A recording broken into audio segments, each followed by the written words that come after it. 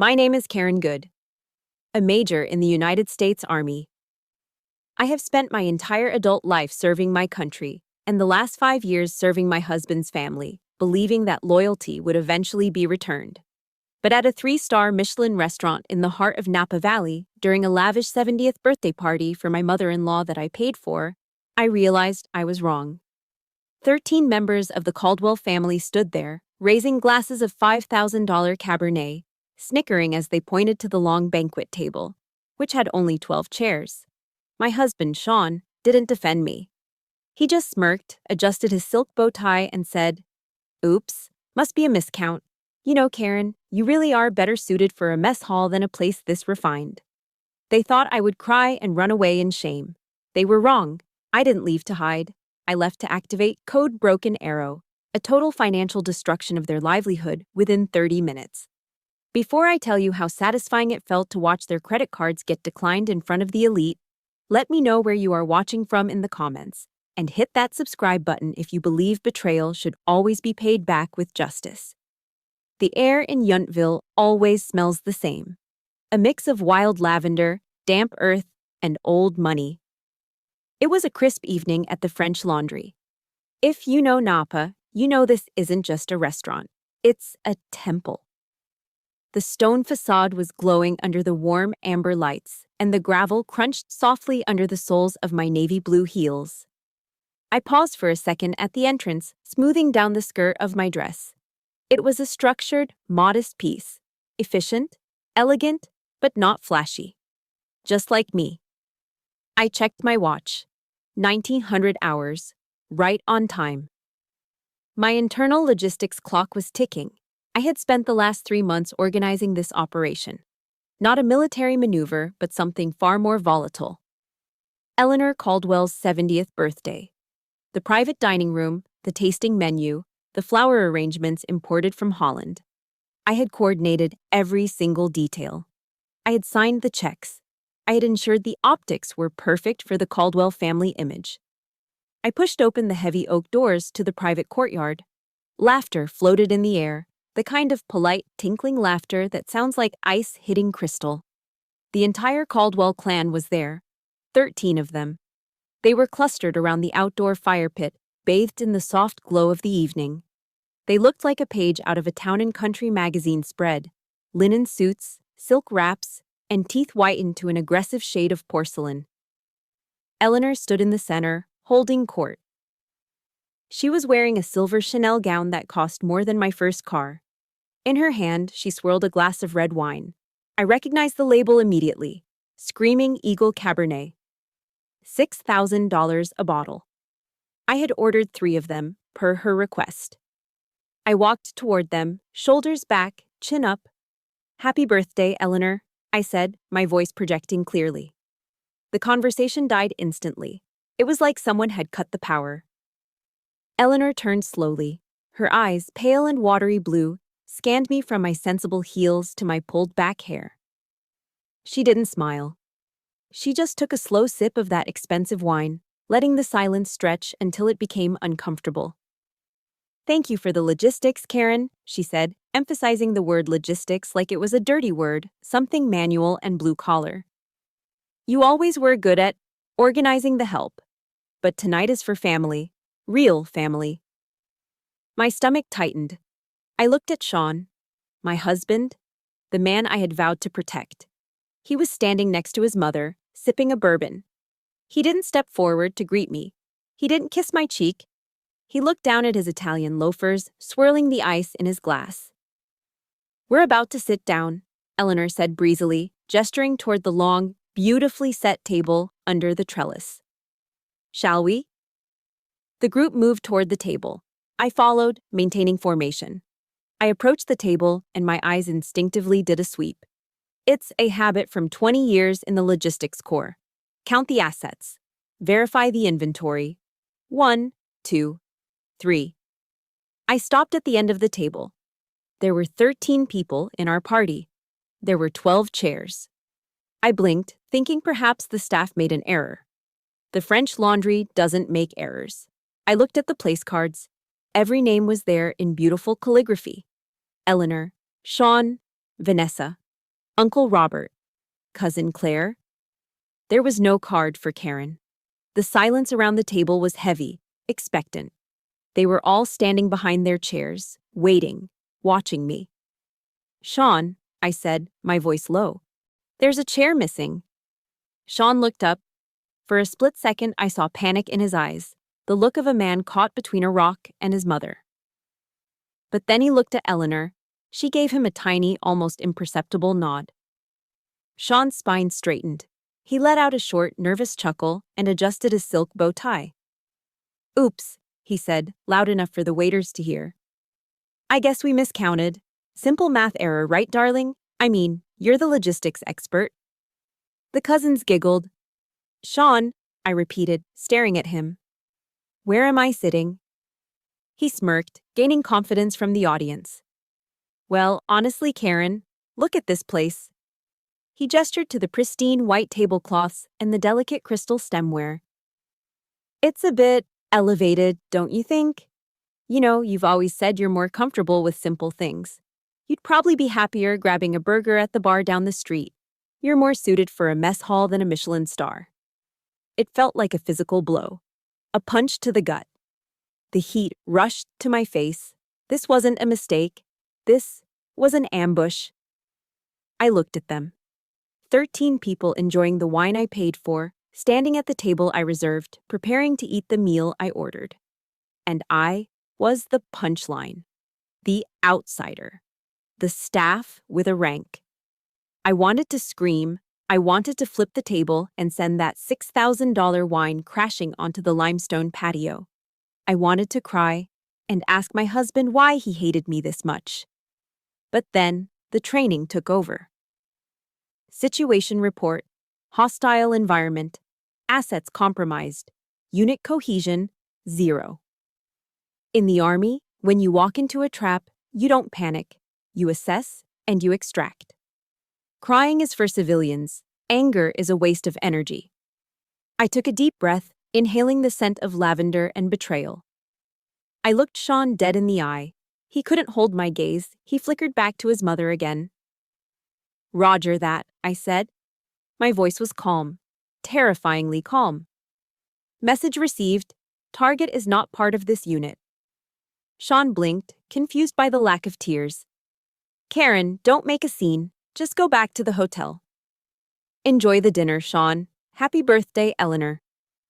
I didn't wait for a response. I performed an about face, a movement ingrained in my muscle memory, and walked away. I kept my back straight. I heard the murmur of relief behind me, the sound of chairs scraping as they finally sat down, thinking they had won. Thinking the help had been dismissed. I walked out of the restaurant, past the maitre d', who looked at me with concern. I pushed through the heavy doors and stepped out into the cool Napa night. The wind bit at my bare arms, but I didn't feel the cold. I felt a fire burning in my chest, a cold blue flame of absolute clarity. I reached into my clutch and pulled out my phone.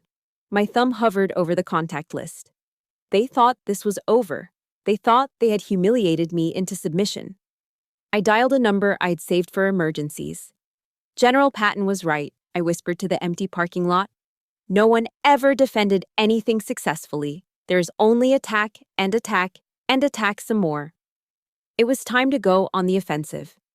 The wind in the parking lot of the French Laundry bit through my dress, raising goosebumps on my arms. But the chill I felt wasn't from the Napa Valley air. It was a familiar cold, a ghostly temperature that I had lived with for 5 years. It reminded me of the ocean breeze at Martha's Vineyard.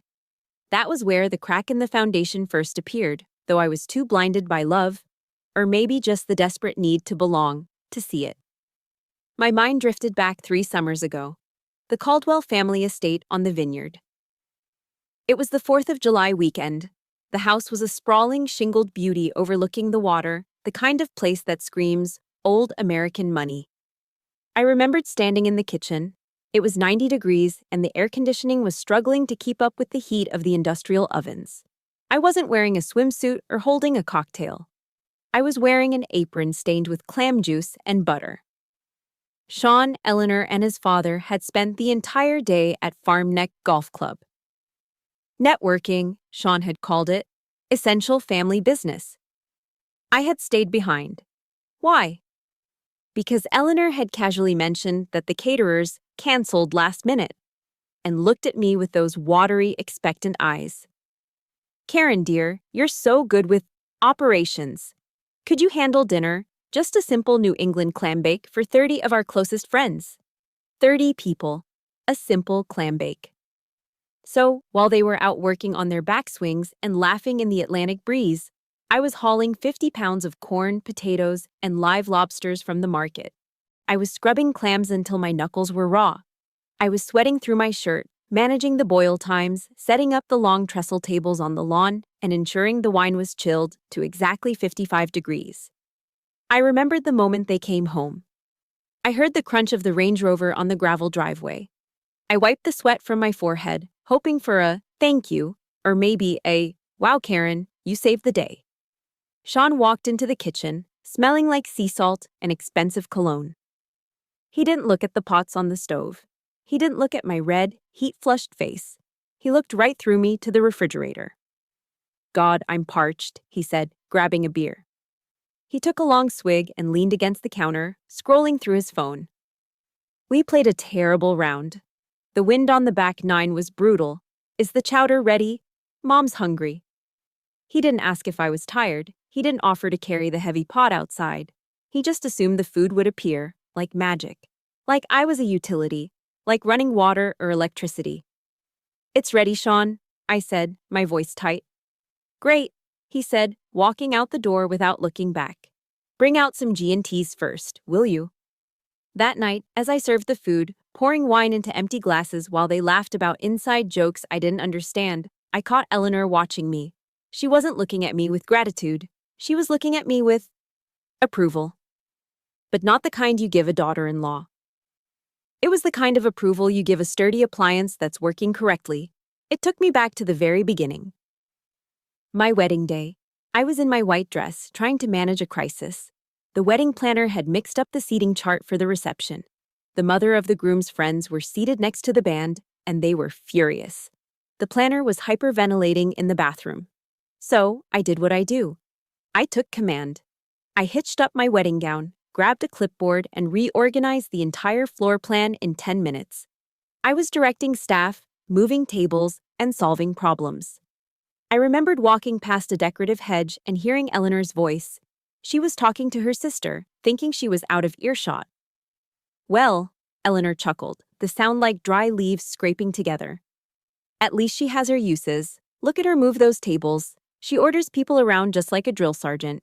It's terribly unrefined, of course, but at least she saves us the cost of a coordinator. She's basically high-functioning help with a rank. High-functioning help. I had frozen in my wedding shoes.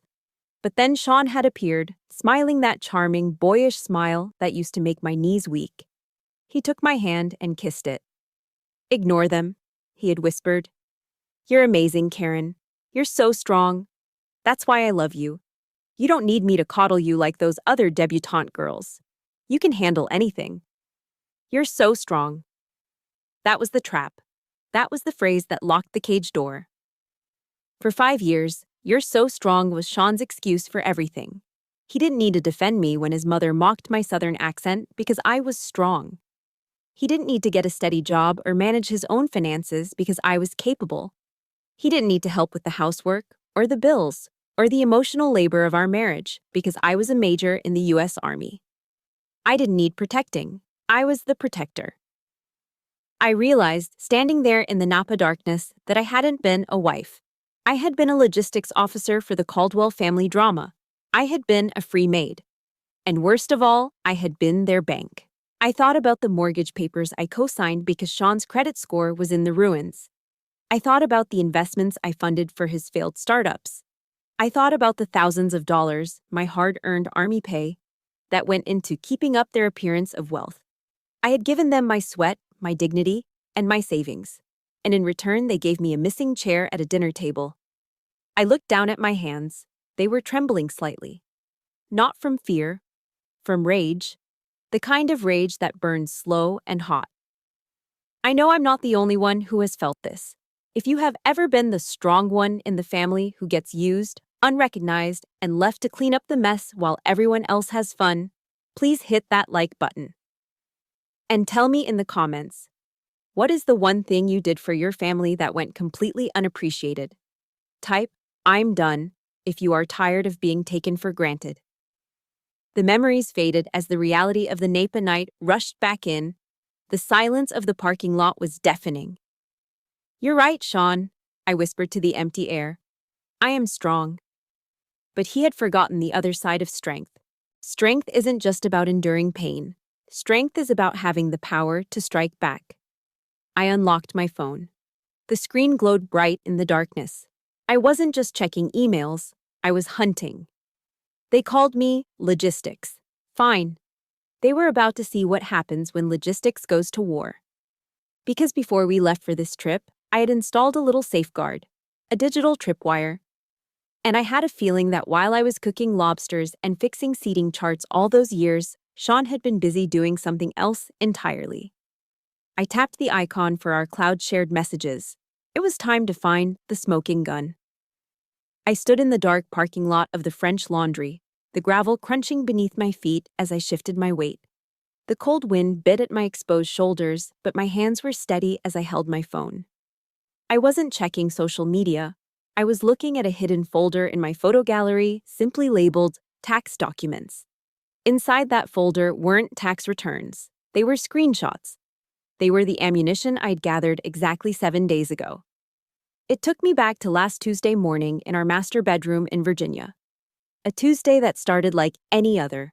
Coffee brewing, the morning news playing softly in the background, the illusion of a happy marriage still intact. Sean was in the shower. I could hear the water running and his terrible humming of some classic rock song. He was in high spirits, whistling and strutting around because the big Napa trip was approaching. He told me he had an early meeting with investors for his new defense consulting firm, a firm that, on paper, had never turned a profit. His Apple Watch was sitting on the marble vanity next to his sink, charging. I was brushing my teeth, my mind occupied with the packing list for the trip. Did I pack Eleanor's favorite shawl?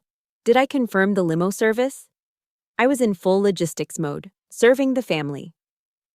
Then, the watch buzzed. It was a sharp, aggressive vibration against the stone counter. Bzzzt. I usually respect privacy. In the Army, OPSEC, operational security, is a religion. You don't snoop without cause. But for months, I had felt a shift in the wind. Sean had been guarding his phone like it contained nuclear launch codes. He changed his passcode. He took calls in the garage. I glanced at the watch face. The message was from a contact saved simply as V. The text preview lit up the small OLED screen. It didn't disappear immediately. It sat there, glowing in the dim bathroom light, burning itself into my retinas. Is the Napa dinner going to be the end of that soldier BT? Our son needs a legitimate father, Sean. I'm tired of waiting. I froze. My toothbrush hovered mid-air. Soldier BT, our son, legitimate father. The water in the shower turned off. The glass door creaked open. "Honey," Sean called out, grabbing a towel. "Have you seen my gray suit? The one with the pinstripes?" My heart hammered against my ribs like a trapped bird. My vision tunneled. But 20 years of military discipline kicked in. I didn't scream. I didn't throw the watch at his head. I didn't collapse. "It's at the dry cleaners, Sean," I called back. My voice was steady, eerie. "Wear the navy one. It looks more professional." "Right. Good call," he shouted back, oblivious. He dressed quickly, gave me a distracted peck on the cheek. He smelled of sandalwood and deception, and left the house. "Don't wait up, babe. Late strategy session." The moment the front door clicked shut, I dropped the act. I walked into his home office. I didn't need his password. I didn't need to hack anything. I am the wife. I am the one who handles the bills, the taxes, the insurance. I am the logistics officer. He thought he was clever by changing his phone code, but he was lazy with the things that actually mattered. I opened my laptop and logged into our joint Chase private client account. I expected to see charges for hotels or dinners. Standard cheating behavior. But what I saw made the blood drain from my face. The checking account, which should have had $50,000 in it, money I'd saved from my deployment bonuses, was down to $3,000. I logged into Fidelity. This was the holy grail. Our retirement accounts, my 401k, which I had rolled over and added to his, building a nest egg for our future. We had over $400,000 in there. It was supposed to be for our beach house in retirement. It was supposed to be our safety net. Balance, 12.45. I stared at the screen, blinking, thinking it was a glitch. I refreshed the page. Balance, $12.45. I clicked on transaction history. 2 weeks ago, there was a massive liquidation, an early withdrawal. My hands shook as I scrolled through the details. He hadn't just taken the money, he had done it in the stupidest way possible. By pulling cash out early, he had triggered a 10% IRS penalty plus income tax. He had essentially set fire to nearly $100,000 just to get his hands on the liquid cash immediately. And where did the money go? I tracked the wire transfer. It went from Fidelity to Chase, and then a single debit card transaction cleared 3 days ago. Tiffany and Sihiri Zero. Tyson's Corner Galleria, $48,500. $48,000. I looked down at my own left hand. My wedding band was a simple gold band with a modest diamond, something we bought when we were young. I loved it because I thought it represented us. He had drained our entire life savings, my combat pay, my hazard duty bonuses, the money I bled for, to buy a ring for V. I didn't have to be a detective to know who V was. Vanessa Hughes. I had seen her at the club. Tall, blonde, from a family that owned half of Richmond. She was a debutante who never worked a day in her life. And apparently, she was pregnant. Our son needs a legitimate father. The puzzle pieces slammed together. Eleanor knew. That's why she was so cold lately. She wanted an heir. She wanted a legitimate grandson from a blue-blooded mother, not a child from a career soldier who grew up in a middle-class suburb. They were using my money to pay for the ring. They were using my money to pay for the Napa trip. And at that dinner, once the optics of the birthday were secured, Sean was going to leave me. He was going to discard me in the middle of wine country, bankrupt and broken, while he started his new life with Vanessa and their heir. I sat back in the leather chair. The silence in the house was heavy, suffocating. I should have been crying. A normal wife would be hysterical. A normal wife would be throwing vases against the wall. But I wasn't just a wife anymore. I was an officer assessing a battlefield. Intel confirmed. Enemy combatants identified. Resources compromised. Tears are for people who have hope. I had no hope left. I had something better. I had the element of surprise. I pulled out my phone and started taking pictures. Click. The text message on the watch, I had snapped it before he came out of the shower. Click. The zero balance on Fidelity. Click. The Tiffany receipt. Click. The text messages between Eleanor and Sean that I found on his iPad discussing the announcement and how to handle Karen. I saved everything to a secure cloud drive. Then I sent copies to my personal encrypted email. I stood up and walked to the mirror in the hallway. I looked at myself. I looked tired. I looked like a woman who had given too much. But in my eyes, I saw the reflection of a soldier who had just been given a new mission. "You want a war, Sean?" I whispered to the empty house. "You want to treat me like an enemy?" I smoothed down my shirt. "Fine, I'll show you what a scorched earth campaign looks like." Back in the Napa parking lot, I closed the folder on my phone. The evidence was safe. The trap was set. Inside the restaurant, they were probably toasting to their cleverness right now. They thought I was gone. They thought I was crying in a hotel room, defeated. I swiped to my contacts and found the number for Mike, the manager of the French Laundry. We had spoken 3 times on the phone coordinating the menu. We had bonded over our service records. He was former Marine Corps. I wasn't just going to ruin their dinner, I was going to ruin their credit scores, their reputation, and their night. I pressed the call button. Broken arrow, I said to myself. Execute. In the military, we have a saying that separates the rookies from the veterans. Amateurs talk strategy. Professionals talk logistics. Napoleon might have known how to move an army, but if his soldiers didn't have boots or bread, the war was lost before the first shot was fired. Sean and his mother thought they were playing a high-level strategy game. They were plotting the announcement, the divorce, the heir, the new life. But they had forgotten who bought the bread. They had forgotten who paid for the boots. For the next 48 hours, I didn't sleep. I operated in a state of cold, hyper-focused clarity. I turned our guest bedroom in Virginia into my command post. My first move was defensive. I needed to secure the perimeter. I picked up the phone and dialed a number I knew by heart. USAA. For those who haven't served, USAA isn't just a bank. It's a fortress. When you call them, you aren't talking to a random call center employee. You're talking to people who understand what it means to serve. This is Major Karen Good, I said, my voice low. Authentication code Alpha Zulu 9. Good morning, Major, the representative replied. How can we help you today? I need to open a new checking account, individual, sole ownership, and I need to redirect my direct deposit immediately. I moved every cent that legally belonged to me. My deployment savings from Afghanistan, my disability checks from a knee injury and training, my current salary. I transferred it all out of the joint Chase account and into the new ironclad vault at USAA.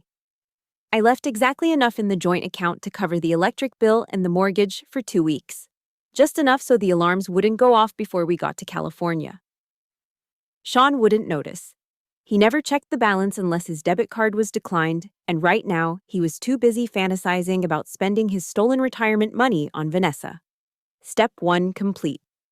Asset protection. Step 2 was offensive. It was time to lay the minefield. I pulled out the itinerary for the Napa trip. It was an obscene display of wealth, limousines, private wine tastings, spa treatments, and the crown jewel. The 3-night stay at Auberge du Soleil, one of the most exclusive resorts in the valley. I called the resort's concierge. This is Karen Good, I said, projecting the warm, efficient tone of a dutiful wife. I'm calling to confirm the reservations for the Caldwell party. Of course, Mrs. Good. We have you in the private maison, arriving Friday. Excellent. I need to update the payment information on file. This was the critical moment. Go ahead, the concierge said. I want to keep the reservation under my name, I explained. I'll be the primary point of contact. However, for the final billing and any incidentals, the room service, the spa, the vintage wines, I need you to authorize a secondary card. I pulled a sleek silver card from my wallet. It wasn't mine.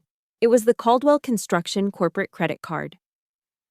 Sean had given me an authorized user card years ago for emergencies, but he had forgotten about it. I knew the company was bleeding money. I knew they were leveraged to the hilt. But the card was still active, teetering on the edge of its limit. Please keep my personal Amex on file just for the initial hold, I said, but set the corporate card as the primary payment method for the checkout. We're writing it off as a business expense. Understood, Mrs. Good. It's all set. I hung up. The trap was armed. If I played my cards right, when the bill came due, all $50,000 of it, it wouldn't hit my personal account. And if I timed it perfectly, when I removed my authorization, the entire weight of that debt would crash down on a corporate card that I knew would decline.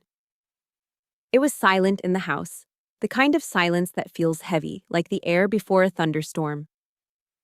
I walked into the kitchen to make coffee. Black, no sugar. I needed the bitterness to keep me sharp. On the granite island, sitting next to the fruit bowl, was my grandmother's old leather-bound Bible. It was worn at the edges, the pages thin as onion skin. I wasn't a woman who prayed for revenge. I didn't believe in vengeance. Vengeance is messy. I believed in physics. For every action, there is a reaction. I opened the book. It fell open naturally to Galatians chapter 6, verse 7. The words were underlined in faded red ink. Be not deceived. God is not mocked. For whatsoever a man soweth, that shall he also reap. I ran my finger over the verse. Reaping what you sow. It wasn't about me punishing them. It was about me stepping out of the way and letting the consequences find them. They had sown deceit. They had sown greed. They were about to harvest a bumper crop of humiliation. The front door opened. "Honey, I'm home!" Sean's voice boomed through the hallway. He sounded disgustingly cheerful. He walked into the kitchen, carrying his golf clubs, a smile plastered on his face that didn't reach his eyes. He was wearing that gray suit, the one I had told him was at the cleaners, just to test him. He looked like the picture of a successful defense contractor, not a man who had just stolen his wife's retirement. "Hey," he said, dropping the keys on the counter. He walked over and kissed me on the forehead. It felt like a brand. "You packing? The flight is tomorrow." I took a sip of my coffee, looking at him over the rim of the mug. I didn't flinch. "I'm almost done," I said. "Just finalizing the logistics." Sean grabbed an apple from the bowl, tossing it in the air. I was thinking, this trip is going to be good for us. I know Mom can be a handful, and I know I've been busy with work lately. He made air quotes, and I almost laughed at the audacity. But I really want to use this weekend to reconnect. Just you and me, rekindle the romance, right? He flashed that boyish grin, the one that used to melt my heart. Now, it just looked like a predator showing its teeth. He was lying so easily. He was planning to serve me divorce papers over dessert, yet here he was, talking about romance. I set my mug down slowly. I smoothed the collar of his shirt, my hands brushing against his neck. I could feel his pulse. It was steady. He had no conscience.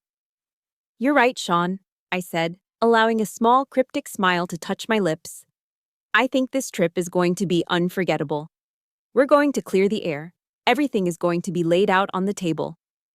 He relaxed, thinking I had bought the lie. "That's my girl, always the team player." "Oh, absolutely," I replied, turning back to the sink so he wouldn't see the cold light in my eyes. "I promise you, Sean, after this weekend, you will never look at me the same way again." "Great," he said, taking a bite of the apple. "I can't wait." "Neither can I whispered to the suds in the sink. "Neither can I." I looked at the calendar on the wall. 24 hours until wheels up. The battlefield was prepped. The mines were laid. Now, all I had to do was get them into the kill zone. The drive from San Francisco to Napa Valley usually takes about 90 minutes. It's supposed to be a scenic transition, leaving the gray fog of the city, crossing the Golden Gate Bridge, and entering the golden, sun-drenched rolling hills of wine country. It's supposed to be a journey of decompression. For me, it was a 90-minute deployment into a hostile zone, trapped in a pressurized metal tube. We were in a stretch Hummer limousine, Eleanor's request, of course. She claimed she needed the legroom, but I knew she just wanted the optics. She wanted everyone on Highway 29 to know the Caldwells had arrived. Inside, the air was thick enough to choke a horse. It smelled of stale recycled air, expensive champagne, and an overpowering amount of Chanel No. 5. There were 8 of us in the main cabin. Sean and I were seated on the backward-facing bench, looking at Eleanor, his Aunt Margaret, and 2 cousins. This meant I had to ride the entire way, making direct eye contact with the architects of my misery. Sean sat next to me, but he might as well have been on the moon. He had pulled his hat down low and feigned sleep the moment we crossed the Sausalito border. It was his classic defensive maneuver: play dead and let his wife take the fire. I sat with my spine rigid, hands folded in my lap, practicing deep, tactical breathing. In for 4. Hold for 4. Out for 4. "It really is the only option, Eleanor," Aunt Margaret said, her voice piercing through the hum of the engine. She was swirling a glass of sparkling rosé, careful not to spill it on her cream linen pants. "I agree." Eleanor nodded, looking thoughtfully out the window at the passing vineyards. "Phillips Exeter is the family tradition. Sean went there. His father went there. It builds character." I stiffened. They were talking about boarding schools. "But Andover has that new athletic facility," Margaret countered. "And considering the mother's background, she was an equestrian champion in Richmond, wasn't she? The athletic genes will be undeniable. A little polo player, perhaps?" My stomach turned over. They weren't talking about a cousin's kid. They weren't talking about anyone currently in the car. They were discussing the educational future of Sean's unborn child with Vanessa. and they were doing it right in front of me. They didn't even lower their voices. They spoke with the casual arrogance of people who believe the help is too stupid to understand the nuances of their conversation. They assumed that because I was from a middle-class military family, I wouldn't catch the references to legacy admissions or equestrian genes. We need to make sure the trust fund is set up before the birth, Eleanor said, taking a sip of wine. We can't have the finances being muddy. We need a clear line of succession, especially if there are other complications. Her eyes flicked briefly to me, then back to Margaret. A microscopic glance, but it hit its target. I was the complication. I was the muddy finance. I looked at Sean.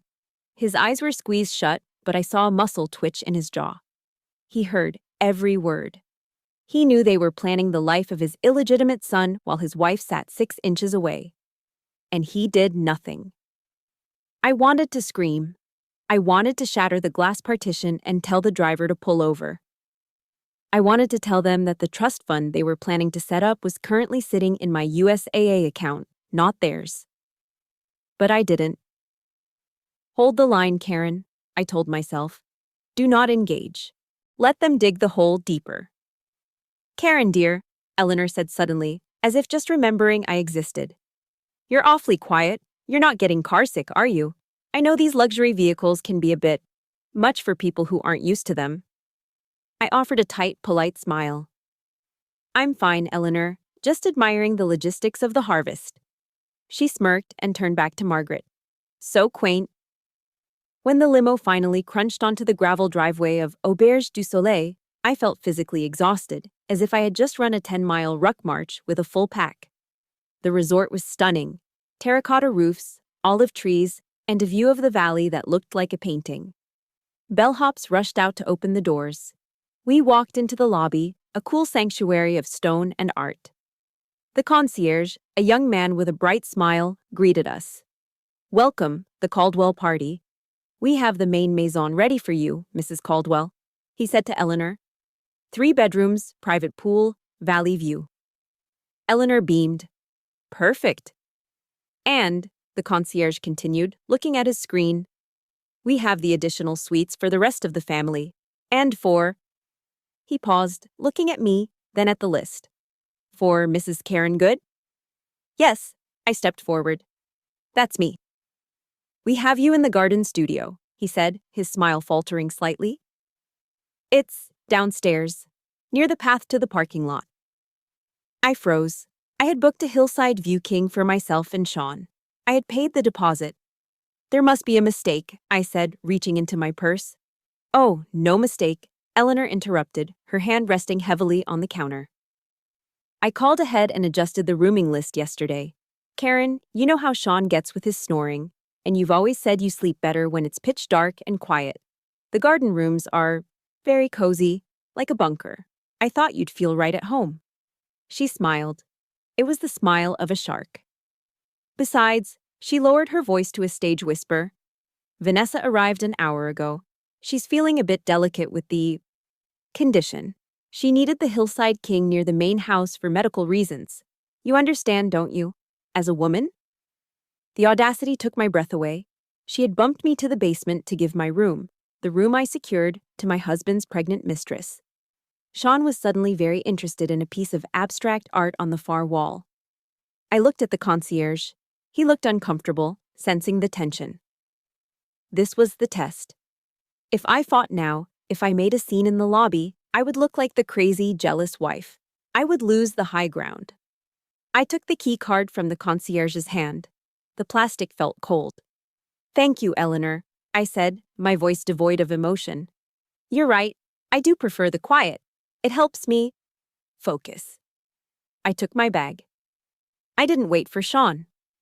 I walked down the stairs, past the pool where the real family would be lounging, down a winding path that led away from the view, toward the back of the property. My room was clean, but small. The window looked directly at the bumper of a parked delivery truck. It was dark. It was isolated. It was perfect. I threw my suitcase on the bed and unzipped it. I pulled out the navy blue dress I'd chosen for tonight. It was structured, sharp, and commanded respect. I stripped off my travel clothes, washing away the smell of the limo and the humiliation of the lobby. As I dressed, I looked at myself in the mirror. They thought they had put me in the basement to hide me. They didn't realize they had just put me in a secure forward operating base. I checked my watch. 18:30 hours. Dinner at the French Laundry was in 30 minutes. The reservation was under my name. The deposit was on my card. And the surprise guest list was about to get a reality check. Hold the line, I whispered to my reflection, applying a coat of red lipstick that looked like war paint. Wait for the command. I grabbed my clutch, checked for my phone, my weapon, and opened the door. I walked up the stairs, past the laughter coming from the main maison, and headed toward the waiting car. It was time to go to dinner. It was time to find the missing chair. The glass window of the French Laundry is thick, designed to keep the noise of the outside world away from the delicate sensibilities of the diners. From where I stood in the dark parking lot, looking in, it was like watching a silent movie. I could see the fire pit glowing, I could see the crystal goblets sparkling under the string lights, and I could see my husband, Sean, laughing. He was leaning back in his chair, that silk bow tie loosened slightly, holding court with a glass of the Screaming Eagle Cabernet I had paid for. Eleanor was beaming at him, the proud matriarch. They looked relieved. They thought the problem, me, had been solved. They thought I was currently in the back of a taxi, crying my eyes out on the way to a lonely hotel room, defeated and shamed. They had no idea that I wasn't retreating. I was flanking them. I turned my back on the warm glow of the restaurant and faced the cold darkness of the valley. My thumb hovered over my phone screen. The time for emotion was over. Now, it was just execution. I tapped the first number on my speed dial. The French Laundry, Mike speaking, the voice answered on the second ring. It was low, professional, and efficient. Mike, I said, keeping my voice flat, this is Major Karen Good. There was a slight pause. Mike was the general manager, a former Marine Corps gunnery sergeant. We had bonded 3 months ago when I was planning this logistics nightmare. We spoke the same language. Major, Mike's tone shifted instantly. It went from hospitality to alert. Is everything all right? I saw you leave the table. Mike, I'm initiating code Broken Arrow. It wasn't a real restaurant code, obviously. But Mike knew what it meant. In military terms, a broken arrow calls for all available air support to target a position that is being overrun. It means, burn it down to save the perimeter. I need you to listen carefully, I said. I am pulling my personal authorization for this event, effective immediately. Understood, Mike said. I could hear him typing on a terminal. You want to cancel the dinner? Negative, I said. Let them eat. Let them drink every drop of that wine. But the deposit I put down on my Amex Platinum, refund it, right now, reverse the charge. That's highly irregular, Major. We have a policy. Mike, I cut him off. Use the discretionary override. I know you have it. And for the final bill, do not charge my card. Transfer the entire invoice to the guest of honor, Mr. Sean Caldwell. Present it to him physically at the end of the meal. Silence on the line, then a low chuckle. He ordered a fourth bottle of the Screaming Eagle, ma'am. That's going to be a very heavy piece of paper. He has expensive taste, I said. Let's see if he can afford it. Do we have an understanding? Loud and clear, Major. Semper Fi. Hooah, Mike. Out. I hung up. Target 1, engaged. The safety net was gone. When that bill came, roughly $12,000, it was going to hit a man who had just drained his bank account to buy a ring. I didn't stop. The adrenaline was pumping now, a cold, focused high. I dialed the concierge desk at Auberge du Soleil. Front desk, this is Jessica. Jessica, this is Karen Good. I'm calling regarding the Caldwell party reservations. Yes, Mrs. Good. Is everything okay with the garden studio? Actually, plans have changed. I need to remove my credit card from the master file, immediately. Oh, Jessica sounded confused. But ma'am, that card is securing the 3 villas and the incidentals. If I remove it, Then the system will require a new method of payment upon checkout. I finished for her. Exactly. Leave the reservation active, but remove the financial guarantee.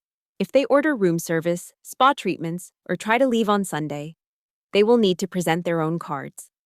I can do that, she stammered, but we'll need to flag the account. Flag it, I said ruthlessly. Flag it red. I ended the call. Target 2.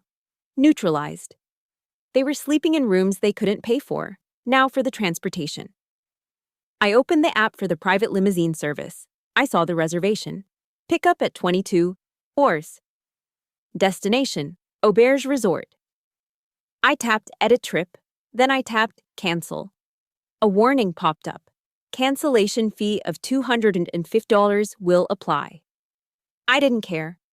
It was a small price to pay to imagine Eleanor Caldwell trying to hike 3 miles in Louboutin heels on a dirt road in the middle of the night.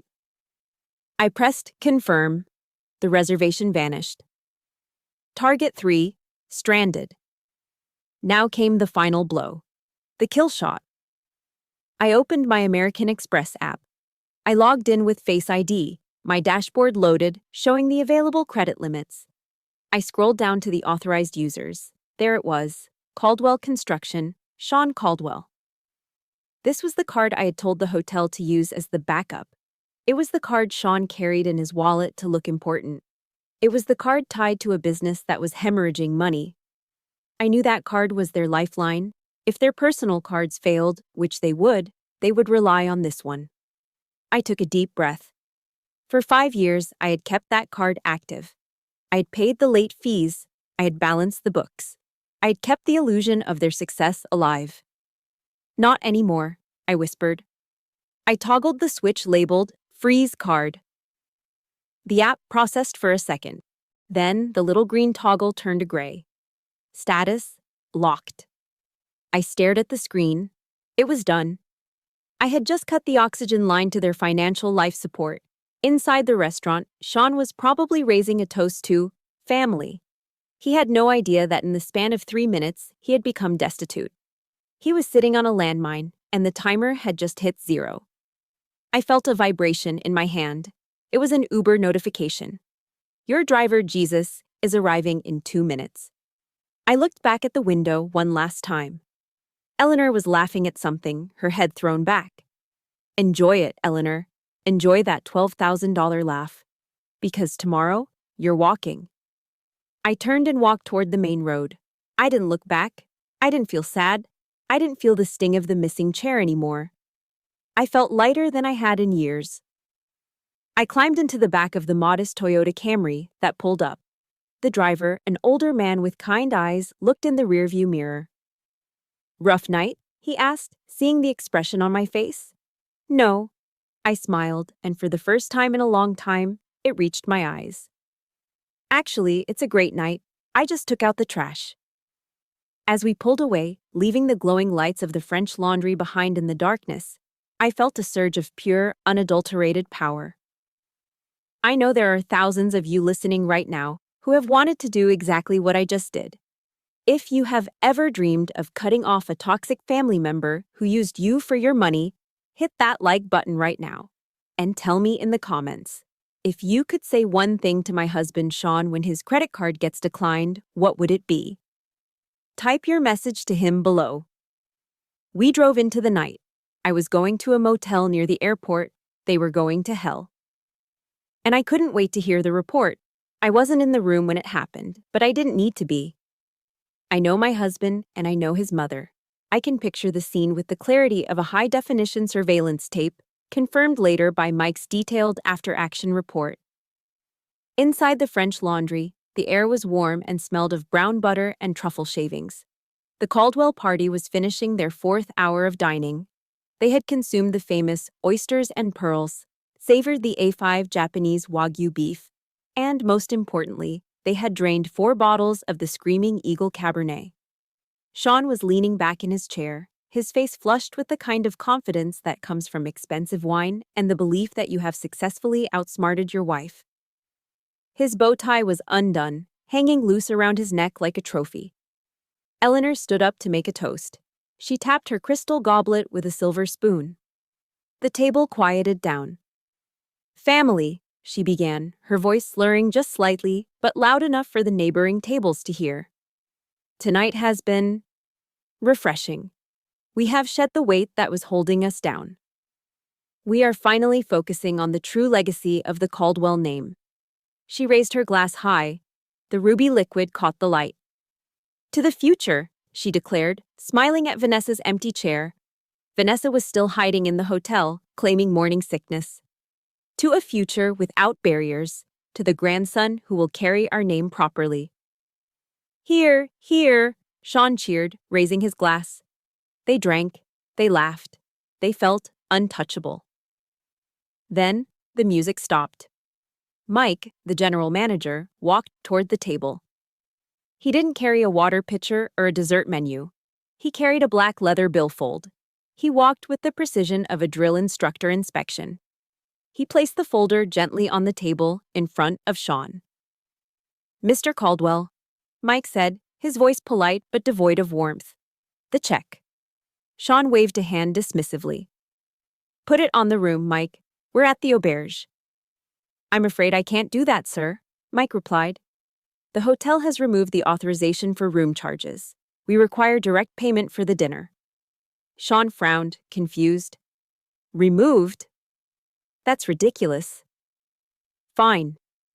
He reached into his pocket and pulled out the Amex Platinum, the one I had handed him years ago. "Put it on this, and add 20% for yourself." He said it with such arrogance, the arrogance of a man spending someone else's money. Mike took the card. He pulled out the portable point-of-sale terminal from his apron. He inserted the heavy metal card. The table went silent, waiting for the receipt to sign. Beep. It wasn't a soft beep. It was a sharp, dissonant electronic rejection that cut through the low murmur of the restaurant. Mike looked at the screen. He didn't blink. "I'm sorry, sir. The card was declined." Sean laughed nervously. "Don't be silly. It's a chip error. Wipe it on your apron and run it again." Mike didn't wipe it. He simply reinserted it. Beep. "Transaction declined. Code 05. Do not honor." "It's declined, sir," Mike said, his voice volume raising just a decibel. Enough for the table of Silicon Valley executives next to them to pause their conversation. "That's impossible," Sean snapped, sweat starting to bead on his forehead. "There's no limit on that card. The issuer has flagged it as lost or stolen." Mike lied smoothly, or maybe he told the truth based on my report. "Do you have another form of payment?" "Of course I do," Sean huffed. He pulled out his wallet. He grabbed his personal Fidelity Visa. The one connected to the account I saw was empty this morning. He handed it over. His hand was shaking slightly now. Beep. Declined insufficient funds. The silence at the table was no longer expectant. It was heavy, suffocating. Eleanor put her wineglass down. Her smile was gone. "Sean," she hissed, "what is going on?" It's a banking glitch, Mom. The systems must be down." Desperate, he pulled out the corporate card. The Caldwell construction card. The lifeline. "Use this one. It's the business account." Mike took it. This was the kill shot. Beep. Declined. 3 strikes. "You're out." Mike stepped back. The professional veneer dropped, replaced by the steel of a man who runs a business. "That is 3 declined cards, Mr. Caldwell," Mike announced. The restaurant had gone quiet.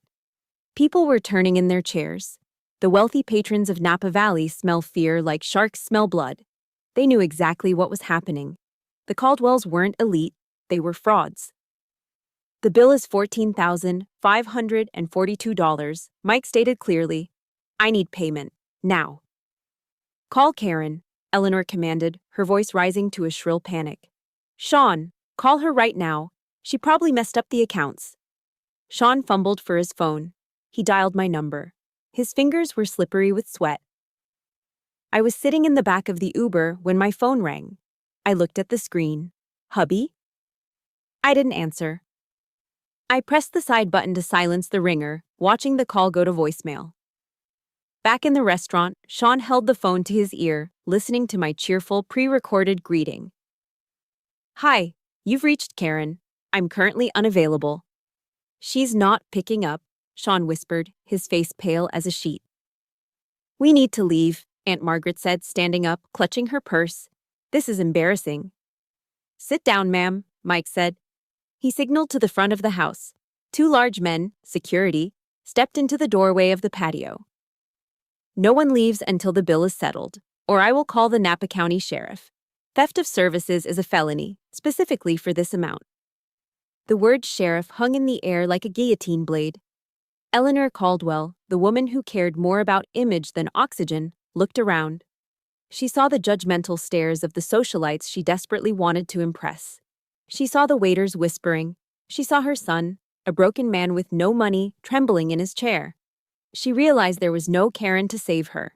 There was no logistics officer to fix the mess. Fine, Eleanor choked out. She reached for her left wrist. With trembling hands, she unclasped the vintage Cartier tank watch, a gold heirloom from her late husband. Then, she pulled off her sapphire cocktail ring. This watch is 18-karat gold, she said, her voice shaking with rage and humiliation. The ring is worth $10,000. Take it as collateral. We will wire the funds tomorrow. She slammed the jewelry onto the white tablecloth. It made a dull, heavy thud. Mike looked at the jewelry, then at Sean. We will hold this in the safe. You have 12 hours to return with cash or a certified check. If not, we sell it and call the police. He stepped aside. You may go. They didn't walk out like royalty. They scurried. Sean couldn't even look at the staff. Eleanor covered her face with her shawl. The 13 members of the real family filed out of the restaurant, passing tables of people who were openly staring and whispering. Isn't that the Caldwell family? Declined cards. How embarrassing. I heard they're broke. They walked out into the parking lot, expecting the stretch limousine to be waiting to whisk them away from the nightmare. But the driveway was empty. Just the cold wind, the dark road, and the silence of the valley. My phone buzzed with a text from Mike. A single photo. It was a picture of a gold Cartier watch sitting on a bill for $14,000. Caption: Target neutralized. Dinner is served. I smiled in the darkness of my Uber. The war wasn't over, but the first battle was a decisive victory. And now they had a 3-mile walk in the dark to think about it. The exit from the French Laundry is usually a moment of triumph.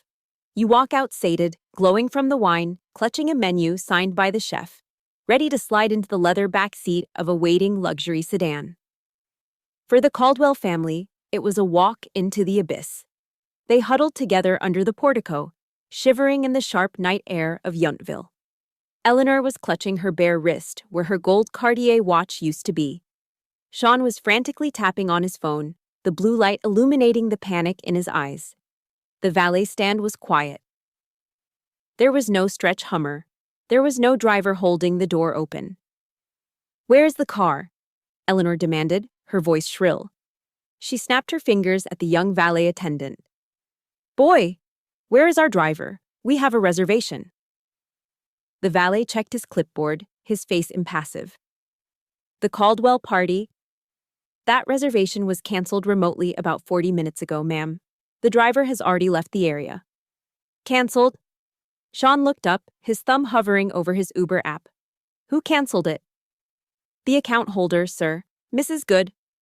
Eleanor let out a noise that sounded like a strangled cat. That spiteful little. Sean, call an Uber. Get us out of this parking lot. People are staring.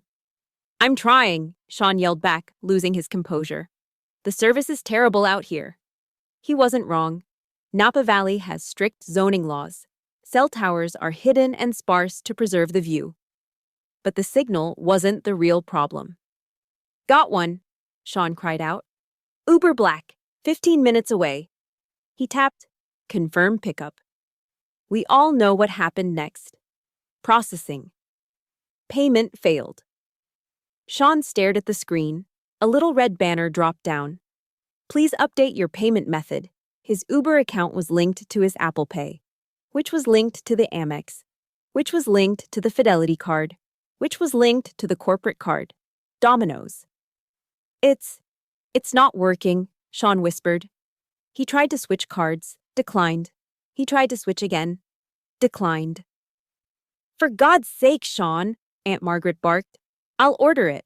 She pulled out her phone. She opened the app. But Aunt Margaret, despite her pearls and posturing, had been living off Sean's generosity, my salary, for years. Her card on file?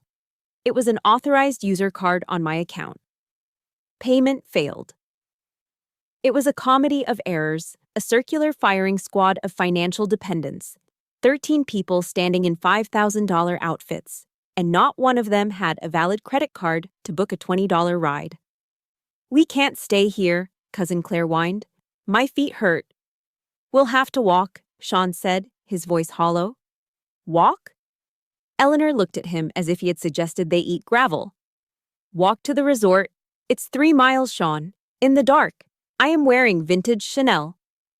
We don't have a choice, Mother, Sean snapped, unless you want to sleep on the sidewalk. And so began the Great Caldwell Migration. I wish I had drone footage of it, I really do. They started walking north along Washington Street, heading toward the Silverado Trail. If you've never been to Napa at night, let me paint a picture. It is pitch black. There are no streetlights because of the dark sky ordinances. The road shoulders are narrow, made of loose dirt and gravel.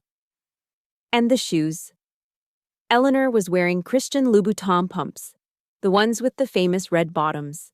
They are designed for walking from a limo to a table, not for trekking 3 miles on unpaved agricultural roads. Every step was a battle. The thin stiletto heels sank into the soft earth like tent stakes. Squelch, yank, step, squelch.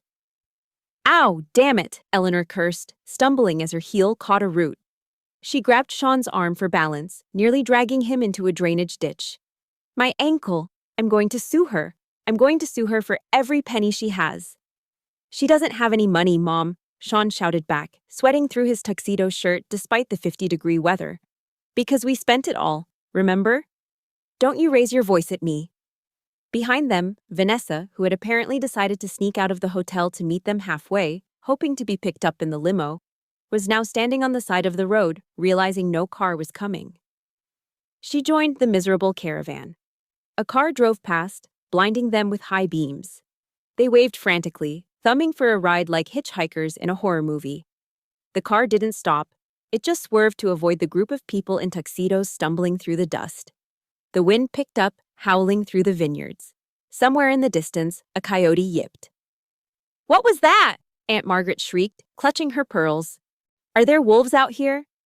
It's just a coyote, Margaret. Shut up, Sean growled. They walked for an hour. The hem of Eleanor's silver gown was now brown, caked with mud and burrs. Her hair, usually sprayed into a helmet of perfection, was being whipped across her face. Sean had taken off his bow tie and unbuttoned his collar, looking less like a CEO and more like a drunk leaving a bad wedding. His phone buzzed. He stopped. He held it up like a holy relic. 4% battery left. Is it Karen? Eleanor asked, breathless, leaning on a fence post. Did she come back? Did she realize she's gone too far? Sean looked at the screen. The light illuminated his dirty, exhausted face. It's a text, he said. Read it, Eleanor commanded. Tell her to come get us immediately, or I'm writing her out of the will. Sean swiped the screen. He read the message silently first. His shoulders slumped. The last bit of fight drained out of him. Read it, Sean. He cleared his throat. His voice cracked. Happy 70th birthday, Eleanor. He read, I got you the one thing you've never had. A lesson in independence. Enjoy the walk. Sean lowered the phone. The screen went black. The battery died. Total darkness enveloped them. She left us, Aunt Margaret whispered, horrified. She actually left us. Eleanor didn't scream. She didn't rage. She just stood there, ankle-deep in Napa dirt, in a ruined dress, realizing that her logistics officer, the woman she called the help, was the only reason she had ever traveled in comfort. My feet, Eleanor whimpered, her voice small and broken. I can't feel my feet. Keep moving, Mother, Sean said, turning away and starting to limp down the road. We still have 2 miles to go. They trudged on, a line of defeated aristocrats marching into the void. I was already in my motel room near the airport, watching Law and Order reruns and eating a vending machine candy bar. It was the best meal I had eaten in years. I checked the time.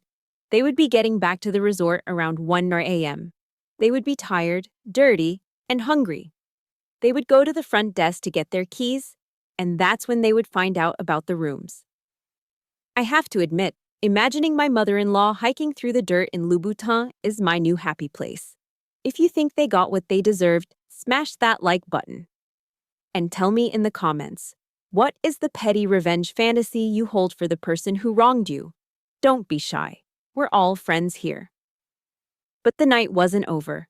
The physical punishment was done. Now it was time for the legal one.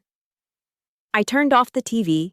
I had one more folder to organize for the morning, because when the sun rose, I wasn't just leaving Sean, I was burying him. 48 hours after the Napa incident, the air in our Virginia home was stiff enough to snap a tension wire. I had spent the last 2 days methodically packing. My life, the books, the uniforms, the few personal mementos that actually mattered, fit into 4 standard-issue moving boxes. The rest of the house, the sprawling McMansion filled with overpriced furniture and Eleanor's heirloom china, felt like a museum of a life I no longer recognized. It was a stage set for a play that had finally been canceled. I was waiting in the dining room. I sat at the head of the long mahogany table, my hands clasped on top of a single, thick manila folder. I heard the front door open. "She's in here," Sean's voice drifted down the hallway. He sounded tired, hoarse. The swagger was gone. He walked in, flanking 2 other people. To his left was Eleanor, looking frail and gray, clutching her purse like a shield. To his right was Arthur Sterling, the Caldwell family attorney. Sterling was a man who wore $3,000 custom suits and smelled of breath mints and billing hours. They sat down opposite me. It felt less like a family meeting and more like a summary court-martial. "Mrs. Caldwell," Sterling began, placing his leather briefcase on the table with a heavy, authoritative thud. He didn't look at me. He looked through me.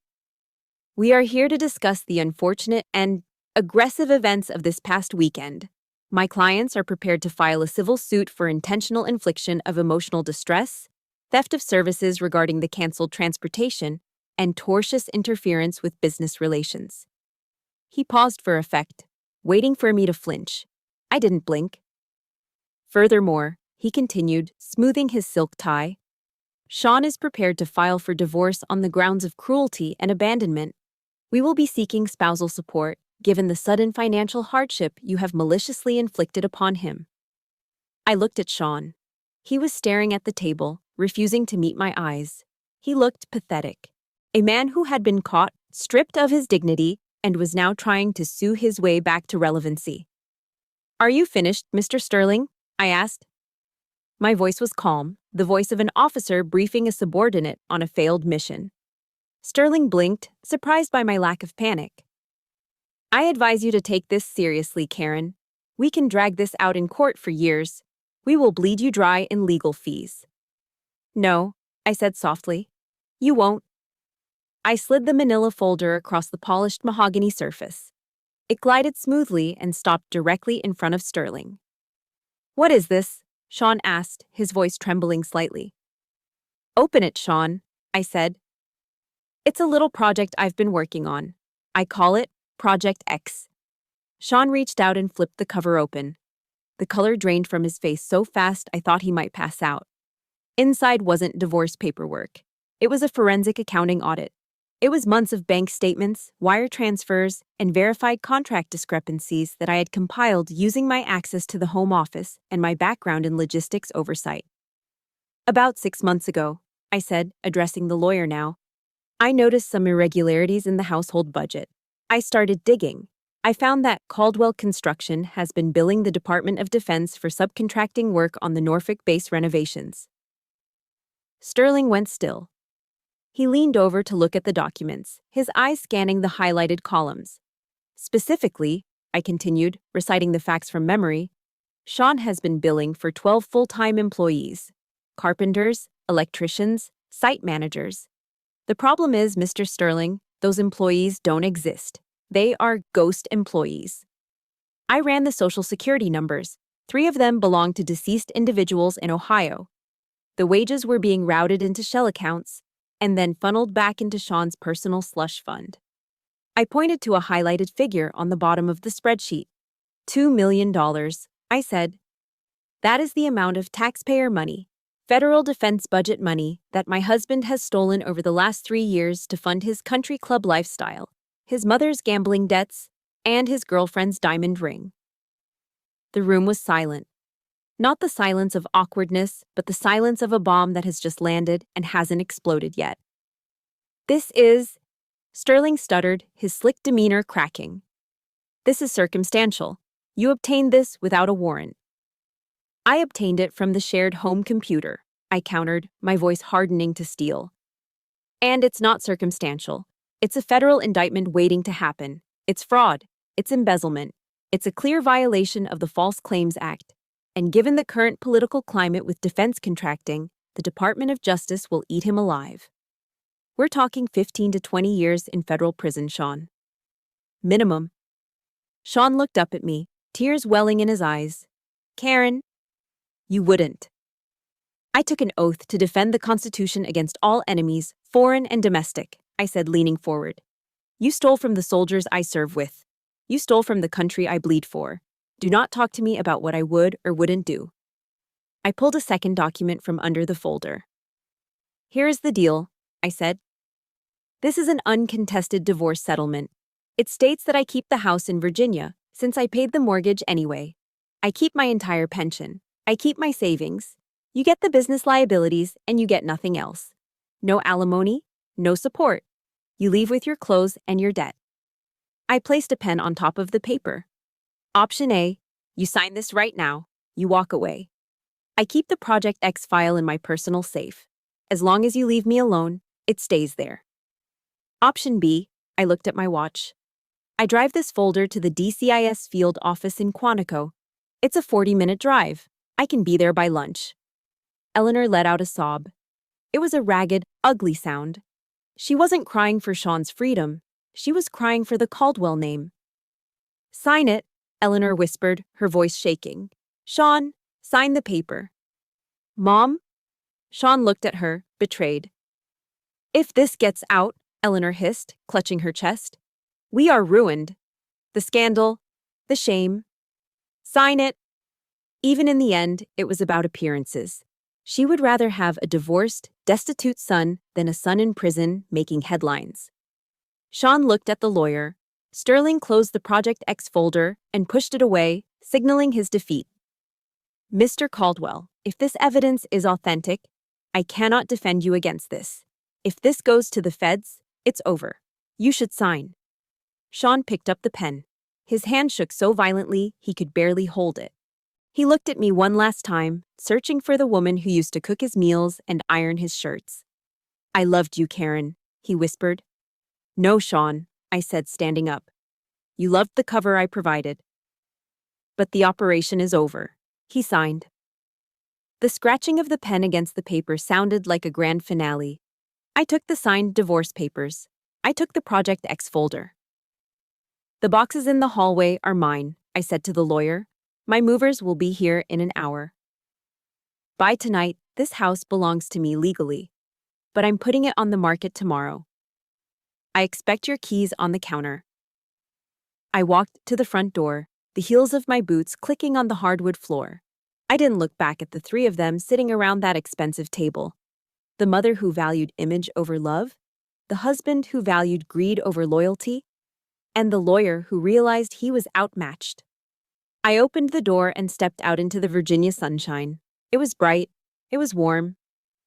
I took a deep breath, filling my lungs with air that finally felt clean. I pulled out my phone. I had one text message waiting. It was from Mike at the French Laundry. Message. Card finally cleared by his mother's jewelry. You're a legend, Major. I smiled. The war was over. I had won. But more importantly, I hadn't just defeated them. I had reclaimed myself. Now there was only one thing left to do: start living. 1 year later. The wind on the flight deck of the USS Gerald R. Ford hits you differently than the wind in a vineyard. It doesn't smell of crushed grapes and damp earth. It smells of jet fuel, salt spray, and raw, unadulterated power. It screams across the Atlantic, carrying the force of 1,000 miles of open ocean. I stood near the edge of the superstructure, looking out at the gray horizon. The morning sun was just starting to break through the cloud cover, painting the steel deck in streaks of gold. I took a deep breath. The air tasted clean. "Good morning, Colonel," a voice shouted over the roar of a pre-flight engine test. I turned. It was Captain Miller, a young logistics officer I'd been mentoring for the past 6 months. He was holding 2 cups of coffee in a cardboard carrier, struggling to keep them steady against the wind. "Good morning, Captain," I replied. The title still felt new on my tongue, but it felt right. Colonel. Lieutenant Colonel, to be precise. I looked down at my collar. The gold oak leaf of a major was gone. In its place sat the silver oak leaf. In the military, we call it making the jump. It's a promotion that isn't given out for time served or for knowing the right people. You don't get it because your mother knew the general's mother. You get it because a selection board looked at your record, your service, and your competence, and decided you were worthy to lead. It was earned. Every ounce of silver in that insignia was paid for with late nights, deployments, and sacrifice. "Ops briefing is in 20 minutes, ma'am," Miller said, handing me a cup. "But I thought you might want to see this first. It's the Wall Street Journal, the business section." He pulled a folded newspaper from under his arm. He knew. Everyone in my unit knew. The investigation had been quiet, but the fallout was public. I took the paper. The wind tried to rip it from my hands, but I held it firm. There, on the bottom half of page B1, was the headline, "Caldwell Construction Files for Chapter 11, Liquidation Amidst Federal Fraud Probe." I took a sip of the coffee. It was bitter, lukewarm Navy coffee. It tasted better than any vintage Cabernet I had ever drunk. I scanned the article. It was an autopsy of a legacy. The forensic audit, my Project X, had triggered a cascade of failures. Once the government contracts were frozen, the house of cards collapsed. The article detailed the auction of the Virginia estate to pay off creditors. It mentioned the seizure of luxury vehicles and assets. But the real story was in the sidebar, the People in the News column. Sean Caldwell, former CEO, has reached a settlement with the Department of Justice, agreeing to a plea deal that includes restitution and probation. Sources say he is currently residing in a rental apartment in Richmond. And the final nail in the coffin, socialite Vanessa Hughes, previously linked to Caldwell, has reportedly moved back to Charleston. Sources close to Hughes state the engagement ended due to irreconcilable financial differences. I almost laughed. Irreconcilable financial differences. That was polite society code for the money ran out, so the mistress ran off. There was no trust fund for the heir, so there was no reason to stay. I looked at the photo accompanying the article. It was an old picture of Sean and Eleanor at some charity gala years ago. They looked so smug, so untouchable. Now Eleanor was living in a 2-bedroom assisted living facility paid for by the state. Her jewelry sold, her reputation in tatters. I folded the paper and handed it back to Miller. "Old news, Captain," I said. "Recycle it." Miller grinned. Aye, ma'am." He walked away to prepare for the briefing, leaving me alone with the ocean again. I thought I would feel a surge of triumph in this moment. I thought I would want to pump my fist and shout, "I told you so," to the waves. But I didn't. What I felt was indifference. For 5 years, I had chased their approval. I had tried to buy a seat at their table with my labor and my dignity. I had believed their lie that old money was superior to new money, that being a Caldwell was better than being a Good. I looked around the flight deck. Hundreds of sailors were moving in a choreographed ballet of dangerous work. They wore yellow, green, purple, and red jerseys. They came from Arkansas farms, Bronx apartments, and California suburbs. None of them cared who your grandfather was. They only cared if you did your job. This was the real aristocracy, the aristocracy of merit. Sean had called me the help. He was right. I am the help. I help run the most complex logistics chain on Earth. I help keep freedom afloat. And I am proud of it. I touched the silver leaf on my collar one last time. The missing chair at the French Laundry didn't matter anymore. Because I wasn't waiting for someone to offer me a seat. I had built my own table. Over the ship's intercom, the bosun's whistle blew. All hands, flight quarters. The deck roared to life. An F-18 Super Hornet was taxiing to the catapult, its engines screaming, heat waves distorting the air behind it. It was a machine of pure purpose. I turned away from the railing. I didn't look back at the shoreline where my old life lay in ruins. I looked forward, toward the open sea, toward the mission, toward the future I had secured with my own two hands. I am Karen Good. I am a lieutenant colonel in the United States Army, and I am exactly where I belong. Ready on the line, I shouted, my voice joining the chorus of the ship. I walked toward the island, my boots hitting the steel with a solid rhythmic thud. I was ready to work. Looking back on my journey, there is one powerful truth I want to share with you. My value was never defined by their inability to see it. The Caldwells tried to shrink me into a servant, treating my kindness as weakness. But they forgot that dignity is something you carry inside you, not something you inherit or buy with a credit card. If you are currently sitting at a table where you aren't respected, where you feel small or invisible, please listen to me. You don't need to beg for a chair. You have the power to stand up and build your own table. I want to hear from you. In the end, Karen chose to walk away with her peace of mind rather than stay and watch them burn. It was a choice of mercy over total destruction. Do you think she made the right call, or would you have sent that file to the FBI without hesitation? Let me know your honest thoughts in the comments below. If this story of justice and resilience resonated with you, please hit that like button and subscribe to the channel. Join our community, where we believe that the truth always wins.